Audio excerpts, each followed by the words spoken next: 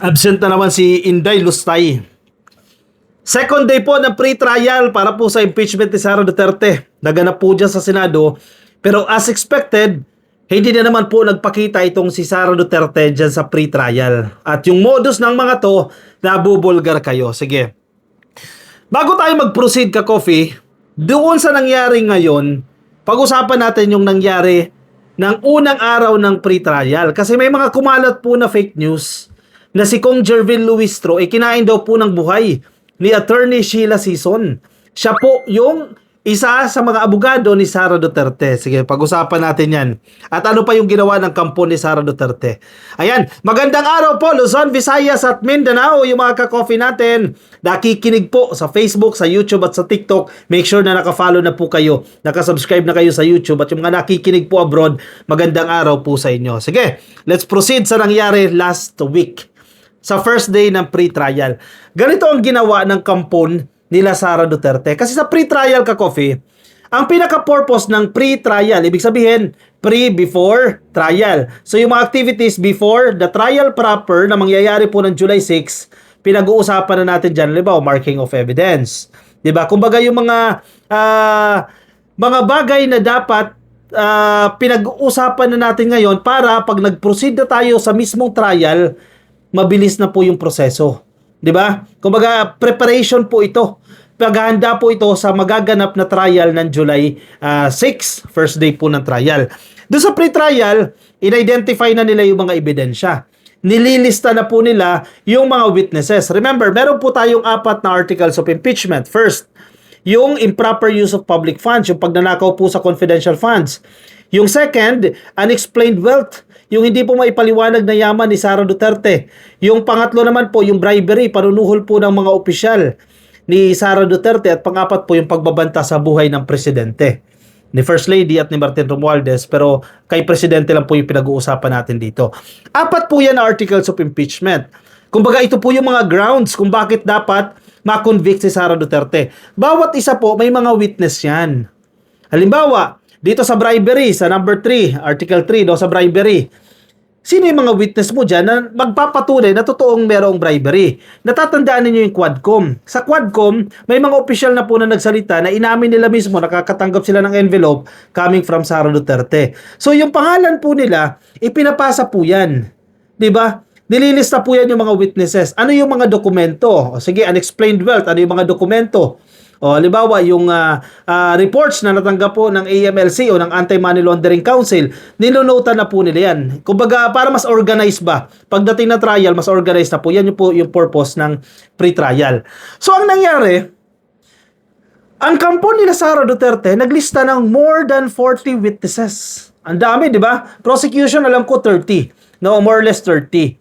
Yung kampo nila Sara Duterte, more than 40 witnesses. Anong ibig sabihin po niyan? Mas maraming witness. Sa una, iisip mo, mas matibay kasi mas maraming witness, di ba? Pero at the same time, dahil mas marami yan, yung pros and cons, di ba? Yung consequence niyan, haba po yung proseso. Siyempre, kailangan mo i-vet yung witness. Kailangan mong dinggin yung sinasabi ng witness, etc. Pero, sa typical na kaso, sa typical na mga hearing, yung napapanood nyo sa pelikula, kasi may semblance of reality din naman yan, kumbaga may pagkakahalintulad yan sa totoong buhay.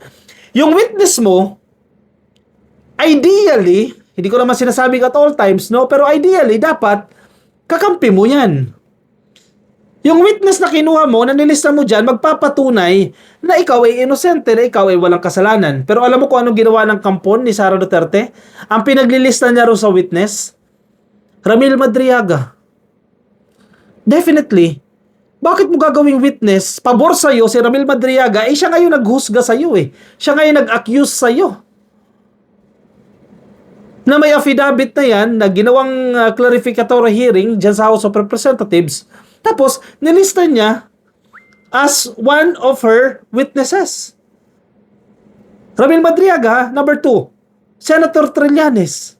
Si Senator Trillanes, na alam naman natin, hindi niya mabibili yan kahit magkano yan. Talagang sa dugo niyan, galit niya sa mga Duterte. At may mga ebidensya niyan. In fact, siya ngayon nagbulgar dyan sa unexplained wealth na yan ni Sara Duterte, yung mga bank transactions na yan Nilista din ni Sara Duterte bilang kanyang isa sa kanyang witness. si Trillanes. Bakit? Bakit mali yun, ka-coffee? Una, nilista mo yung tao na alam natin, alam ng buong mundo, hindi papayag na gawin mo siyang witness, pabor sa'yo. Delaying tactics yan. At kinokopya rin yung mga dokumento. Narinig natin, no? Kinokopya rin yung mga dokumento na isinamite ng prosecution ng kanilang kalaban. Anong ibig sabihin yan? Nilalaro po ng kampo ni Sara Duterte ang proseso. Hindi nila sinuseryoso itong pagdinig na to. Kaya gagayahin nila kung ano yung ipapasang dokumento ng prosecution, gagayahin nila kung sino yung mga witnesses na ipinasa ng prosecution kasi nilalaro lang nila ang Senado. Wala talagang respeto itong kampo ni Sara Duterte sa proseso. Wala na silang pakialam kung malilinis sila si Sara Duterte o hindi. Importante, ma-delay namin yan. Mapatagal ng mapatagal. Alam mo kung bakit? Justice delayed is justice denied. Baka matapos na lang ang administrasyon ni PBBM, hindi pa na-impeach yan si Sara Duterte. Dahil ginagawa nilang katatawanan. Dinidelay nila. Hinahanapan nila yung butas. Hinahanap nila yung butas ng impeachment rules para matakasan nila. Yan yung style ni Sara Duterte. Kasi kung ikaw matino, sige, halimbawa, ikaw inaakusahan. Ikaw si Sara, for example, no? Ako nag-accuse sa'yo. Sinabi ko sa'yo, hindi may paliwanag yung yaman mo, bakit may 6 plus billion pesos ka dyan sa bank account. Kung ako malinis, explain ko, bakit ako may ganyan? O, kasi ganito, meron kami negosyo. During this time, o during that period, kumita kami ng 1 billion. We have another business, si Mans Carpio, dahil abogado naman, he has his own law office, o kumita ng 2 billion. Ganun. Ipaliwanag mo saan galing yung billions of pesos. Kung ikaw ay malinis, ang problema, hindi malinis si Sara Duterte. Kaya hindi niya maipaliwanag yan. Kaya lumilihis na lang sila doon sa technicalities. Naghahanap na lang sila ng butas para ma-delay ng ma-delay. Kasi kapag tapos na ang termino ni PBBM, kapag nag-recess na naman ang Kongreso, ang Senado, matapos itong hearing, or I don't think matatapos, sa isip nila ha, absuelto siya, makatakbo siya sa pagka-presidente. Kaya nilalaro na lang po nila itong si Sara Duterte. Malinaw po. Ganyan ang style nito. Tumatakas sa pananagutan. Talagang damuho talaga yan. Tatakasan at tatakasan talaga. Wag lang siyang mapanagot. Yan ang style ng kampo nito ni Sara Duterte. Kaya wala ka na talaga dapat asahan eh. Diba? Ubod ng kasinungalingan ito. Yung ginawa lang nila dyan, pagpapakalat nila na kinain daw po ng buhay si tawag yan? Si Kong Jervil Luistro. Ubod ng kasinungalingan yan. Para palabasin nila na mas magaling sila. Diba? Pakita ko sa inyo. Wait lang. Hinahanap ko yung video eh. May video dito si Kong Jervil eh. Yan.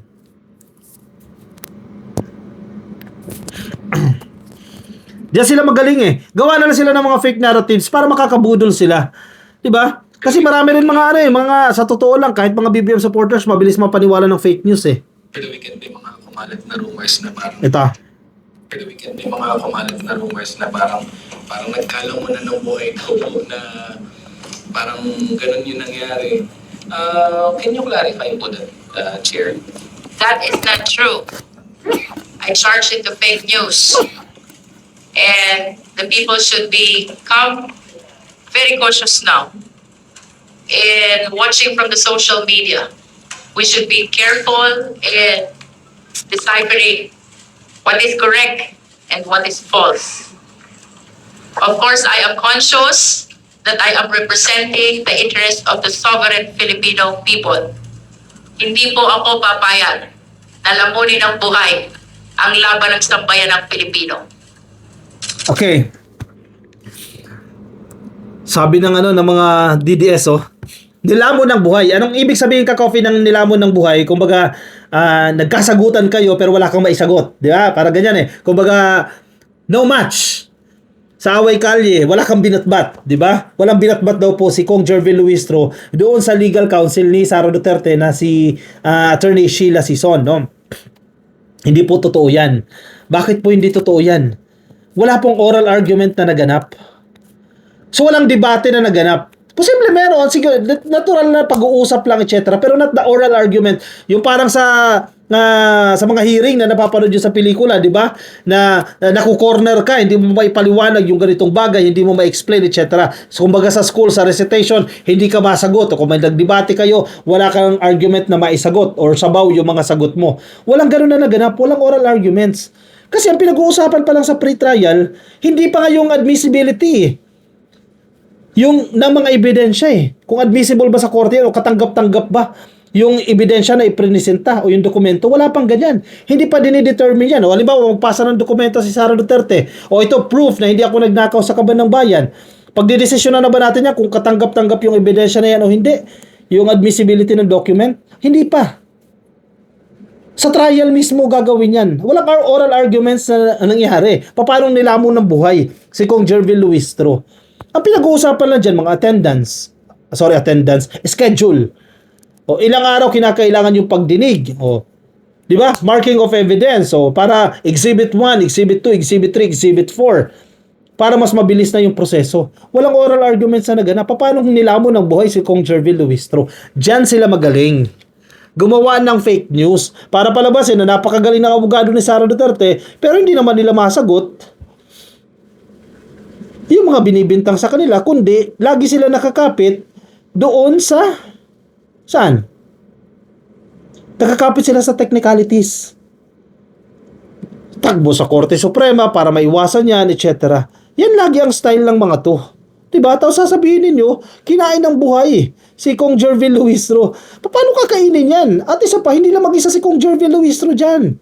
Ang dami pang mahuhusay na kasama si Kapuna, napakahusay niyan. Sila Laila De Lima, sila Shell Jokno. Sa tingin ninyo, hindi magtuto the rescue yan kung may isang abogado na hindi makasagot? Kasi yun ang gusto ninyong palabasin na kinain ng buhay? Oh. Diba?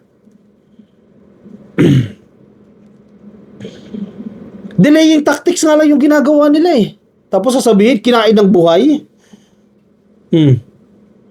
Kulang pa sila sa ebidensya. Kaya they're buying some time, no? Para talagang maprotektahan itong si Sara Duterte at hindi pa siya mahatulan, hindi siya ma-convict. Kinakabahan yan, kinakabahan yan. Style yan ng mga DDS. Kunyari napakagaling ng kanilang defense, palalabasin nila, kinain ng buhay.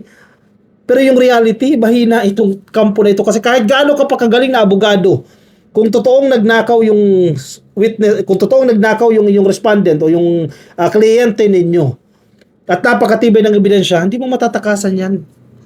Yun na lang. Ang challenge natin ngayon, nandiyadyaan na yan. Sana maging tama yung proseso. Patunayan ninyo sa first day ng hearing, July 6. Yan. Diyan kainin nyo ng buhay. Yung dapat yung kainin ng buhay. Pero baka mabaliktad. Di ba? Ingat-ingat din kayo dyan. O siya, sige. Komento po ang inyong opinion, reaction dyan sa comment section para mabasa po ng iba natin mga ka-coffee. Nasa Facebook, baka di pa po kayo naka-like and follow. Please, like and follow. YouTube subscribe, TikTok subscribe. I'll see you in the next video. Bye-bye.